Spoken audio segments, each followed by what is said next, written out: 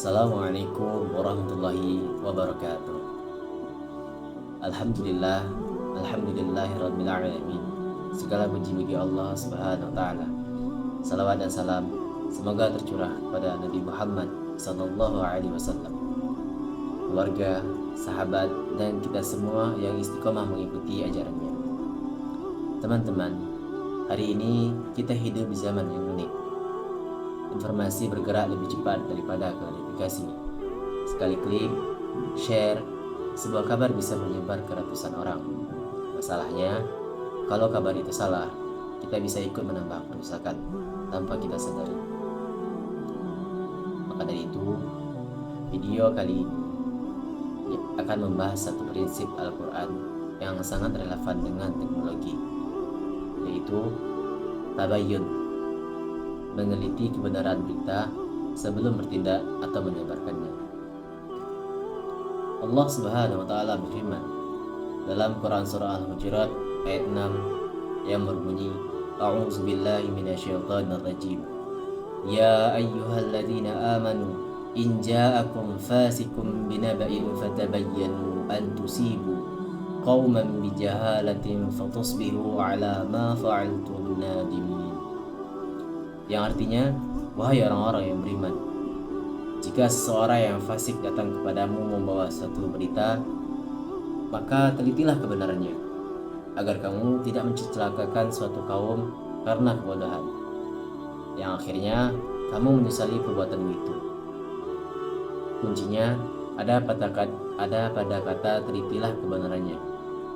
Tabayyun artinya jangan reaktif, jangan impulsif, karena akibatnya bisa fatal, menyakiti orang, memfitnah, merusak nama baik, memicu konflik, lalu ujungnya hanyalah berupa penyesalan. Dalam tafsir Kemenak dijelaskan bahwa ayat ini adalah peringatan untuk kaum beriman.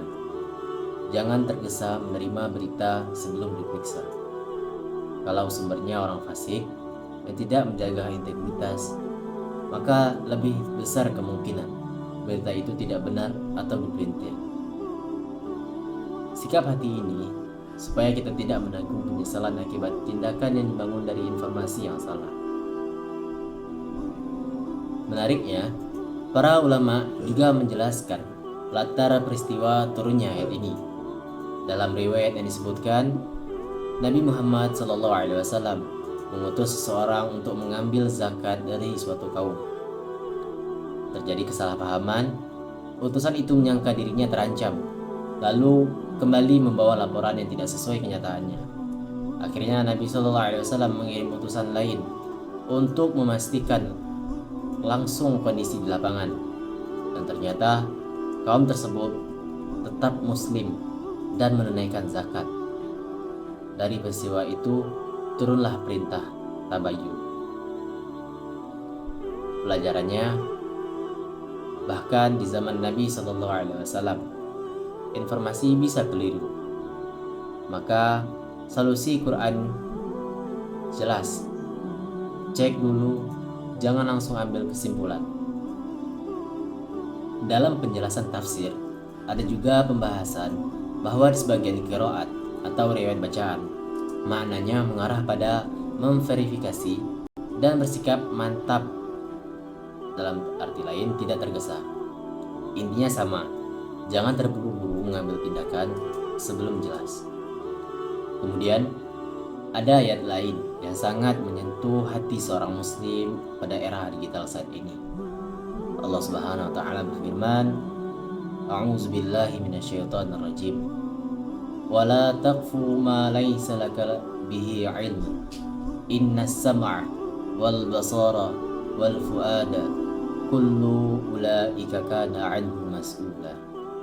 Yang artinya, dan janganlah kamu mengikuti sesuatu yang tidak kamu ketahui, karena pendengaran, penglihatan, dan hati nurani, semua itu akan dimintai pertanggungjawabannya.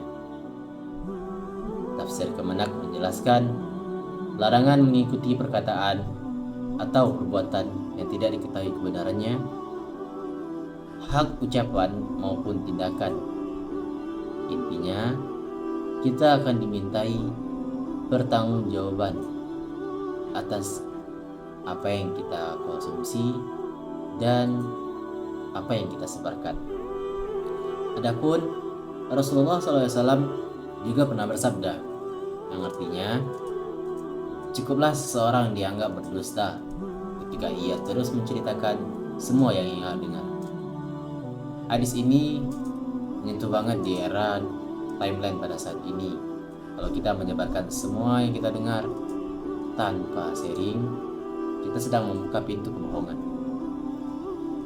Sekarang, bagaimana menerapkan tabayun di HP kita? Dimana ini 5 langkah cepat. Yang pertama yaitu pause 10 detik sebelum share.